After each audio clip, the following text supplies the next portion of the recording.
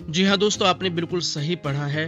उड़ान का एक नया युग शुरू होने वाला है। 12 जून 2023 को फेडरल एविएशन एडमिनिस्ट्रेशन यानी FAA ने एक फ्लाइंग कार को special air worthiness certificate issue किया है और इस कार को बनाया है LF एरोनॉटिक्स ने। और इस सर्टिफिकेट को इशू करने का मतलब है कि अब LF एरोनॉटिक्स फ्लाइंग कार का मास प्रोडक्शन कर सकती हैं। आज की इस वीडियो में हम आपको फ्लाइंग कार्स के पास्ट और इसके फ्यूचर के बारे में वो सब जानकारियां देंगे जिन्हें देखकर आप भी कहेंगे कि हाँ, वाकई दुनिया बदलने वाली है। और साथ ही बताएंगे कि क्या चैलेंजेस हैं जो फ्लाइंग कार को आम आदमी के लिए अवेलेबल कराने के लिए अभी भी कंपनीज को फेस करने हैं। वीडियो बहुत इंटरेस्टिंग होने वाला है दोस्तों, वीडियो को पूरा जरूर देखना।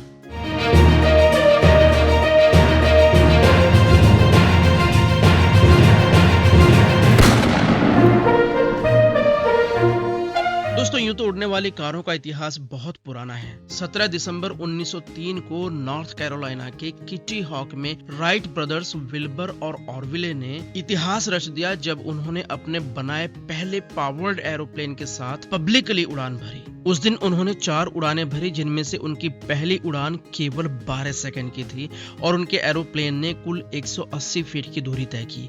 ये उड़ान भले ही छोटी थी, लेकिन इसने ये साबित कर दिया कि इंसान का उड़ना अब नामुमकिन नहीं है। और उनकी उस दिन की चौथी और आखिरी उड़ान 59 यानी 59 सेकंड की थी और उनके एरोप्लेन ने इस उड़ान को तय करने में 852 फीट की दूरी तय की। इस घटना के बाद से ही लोगों ने उड़ने वाली कार के सपने देखने शुरू कर दिए। दोस्तों, यहाँ पे आप उड़ने वाली कार और एरोप्लेन में कंफ्यूज मत होना। उड़ने वाली कार यानी ऐसी कार जो सड़क पे भी चल सके और जरूरत पड़ने पे आसमान में भी उड़ सके। एरोप्लेन को जमीन पे उतारने के लिए हमें रनवे की जरूरत पड़ती है, जो कि फ्लाइंग कार के केस में जरूरी नहीं है। इसके बाद बहुत से लोगों ने उड़ने वाली कार के बहुत सारे मॉडल्स बनाने की कोशिश की, जैसे कि 1917 में ग्लेन कर्टिस ने अपना ऑटो प्लेन बनाया, जिसको नाम दिया कर्टिस ऑटो प्लेन। इस प्लेन में 3 विंग्स लगाए गए थे जिनकी लंबाई 40 फीट थी। इस ऑटो प्लेन को 4 ब्लेड वाला एक प्रोपेलर चलाता था।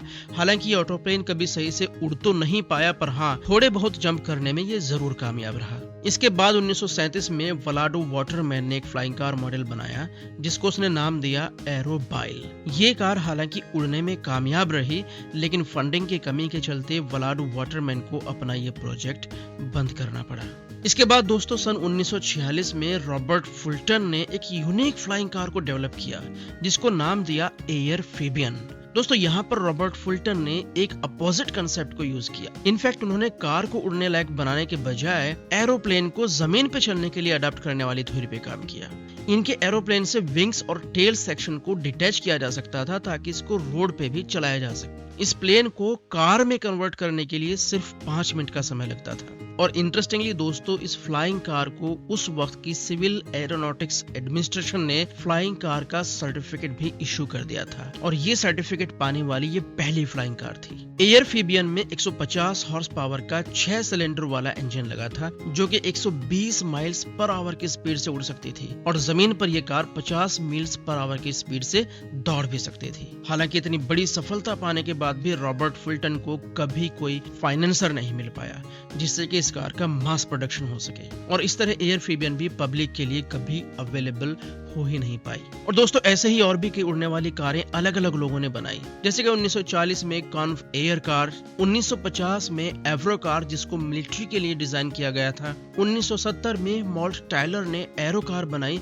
जिसको फेडरल एविएशन एडमिनिस्ट्रेशन यानी FAA की अप्रूवल भी मिल गई थी। और जैसे जैसे टाइम बीतता गया, टेक्नोलॉजी इंप्रूव होती गई, उड़ने वाली कारों का स्ट्रक्चर भी बदलता गया। और अब दोस्तों, बहुत जल्दी दुनिया उड़ान की एक नई तस्वीर देखने वाली है। 12 जून 2023 को FAA ने यानी फेडरल एविएशन एडमिनिस्ट्रेशन ने LF एरोनॉटिक्स की एक कार को special air worthiness certificate issue किया है। हालांकि अभी इस कार को कुछ सीमित जगहों पर ही उड़ान की अनुमति मिली है, जैसे कि किसी एग्जीबिशन में या फिर किसी रिसर्च और डेवलपमेंट के लिए। लेकिन दोस्तों, FAA द्वारा LF को मान्यता देना अपने आप में बहुत कुछ कहता है, जो कि फ्यूचर की एडवांस्ड एयर मोबिलिटी के लिए एक इम्पोर्टेंट टर्निंग पॉइंट साबित हो सकता है। अगर आपको एडवांस्ड एयर मोबिलिटी के बारे में नहीं पता तो दोस्तों, एविएशन में एक कॉमन टर्म होता है एडवांस्ड एयर मोबिलिटी यानी AAM। ये शब्द ऐसे विमानों के लिए इस्तेमाल होता है जो हाईली ऑटोमेटेड यानी स्वचालित होते हैं। इनको अक्सर टैक्सी या वर्टिकल टेक ऑफ लैंडिंग यानी VTOL विमान के रूप में रेफर किया जाता है और थियोरेटिकली ये बहुत तेज, सुरक्षित और डोर टू डोर ट्रांसपोर्टेशन उपलब्ध कराएंगे। इनकी स्पीड को न तो सड़कों की खराब हालत और ना ही कोई रोड जैम धीमा कर पाएगा। LF ने तो अपनी वेबसाइट पर इन उड़ने वाली कारों की बुकिंग भी शुरू कर दी है। कार की एक्सपेक्टेड प्राइस है $3 लाख यानी $3 लाख।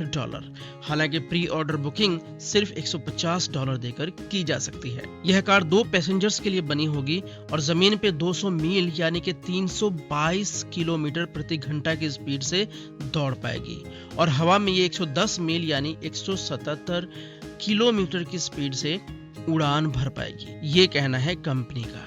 इस कार को एक नॉर्मल दिखने वाली कार की तरह डिजाइन किया गया है और इसे उतारने के लिए किसी रनवे की जरूरत नहीं होगी। इस कार को पार्क करने के लिए भी आपको किसी स्पेशल पार्किंग की जरूरत नहीं होगी और ये आपके नॉर्मल पार्किंग में भी पार्क हो जाएगी। कंपनी का दावा है कि प्रोप्राइटरी तकनीक से इसे वर्टिकली टेक ऑफ किया जा सकेगा और जरूरत पड़ने पर इसको बायप्लेन मिड फ्लाइट में कन्वर्ट किया जा सकेगा, जिसमें कि कार के दरवाजे पंखों में बदल जाएंगे। कंपनी का दावा है कि आने वाले वक्त में ये कार रोजमर्रा के ट्रांसपोर्टेशन को पूरी तरह से बदल के रख देगी। लेकिन दोस्तों, उड़ने वाली कारों का ये सपना क्या इतना ही आसान है जितना लग रहा है? दुनिया भर के शहरों में उड़ने वाली कारों को हकीकत बनाने से पहले अभी भी ऐसी कई चुनौतियां हैं जिन पर बहुत काम किया जाना बाकी है। LF एरोनॉटिक्स के CEO जिम डुखोनवी कहते हैं कि कार को पब्लिकली अवेलेबल कराने के लिए कुछ ऐसी चीजें हैं जिनकी हमें जरूरत है और अनफॉर्चुनेटली वो चीजें अभी आज इस दुनिया में मौजूद ही नहीं है। उदाहरण के लिए विभेदक तनाव यानी डिफरेंशियल स्ट्रेस से बचने के लिए हमें एक स्पेशल प्रोपेलर मोटर सिस्टम की जरूरत। इसके अलावा आकार, वजन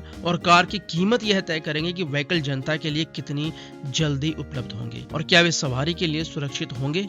कैलिफोर्निया में स्थित LF कंपनी को उम्मीद है कि वो 2025 तक इन कारों का मास प्रोडक्शन शुरू कर देगी और इसके लिए कंपनी ने अभी से फ्लाइंग कार्स के लिए प्री ऑर्डर बुकिंग लेनी शुरू कर दी है। डुखोनवी कहते हैं कि जब कारों ने घोड़ों की जगह लेना शुरू किया तो इसी तरह के कई सवाल सामने आए।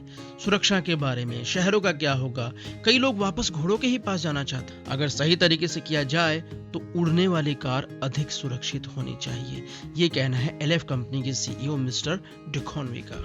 दोस्तों, यहाँ पे सबसे बड़ा सवाल ये भी है कि इन उड़ने वाली कारों को चलाएगा कौन? क्या लोगों को इसके लिए स्पेशल लाइसेंस की जरूरत होगी? FAA ने एक ब्लूप्रिंट रिपोर्ट जारी की है। इस रिपोर्ट के अनुसार फ्लाइंग कार का संचालन अभी फिलहाल सबसे पहले मौजूदा रेगुलेटरी फ्रेमवर्क के अकॉर्डिंग ही होगा।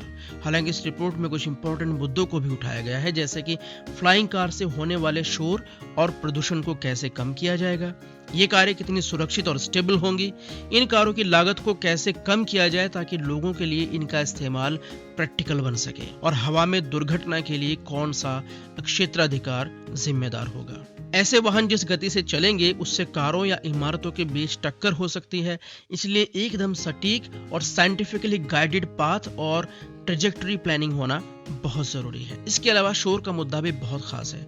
उड़ने वाली कारों की आवाज को मैक्सिमम लिमिट तक साइलेंट रखने के लिए डिजाइन करना आज की डेट में बहुत मुश्किल है, खासकर जब बड़े पैमाने पर कमर्शियल ट्रांसपोर्टेशन में हर घंटे सैकड़ों टेक ऑफ और लैंडिंग हो सकती हैं। तो दोस्तों, ऐसे बहुत से चैलेंजेस अभी भी उड़ने वाली कार के रास्ते में खड़े हैं। अगर उड़ने वाली कार को प्रैक्टिकल बनाना है तो कंपनीज को सबसे पहले इन मुद्दों को हल करने की जरूरत पड़ेगी। हालांकि LF कंपनी इन सब पहलुओं पर काम कर रही है और उम्मीद है कि जल्दी ही दुनिया एक नए हवाई ट्रांसपोर्टेशन को एक्सपीरियंस करने जा रही है। वीडियो के बारे में आपको कुछ सुझाव हैं तो प्लीज कमेंट में जरूर बताइएगा।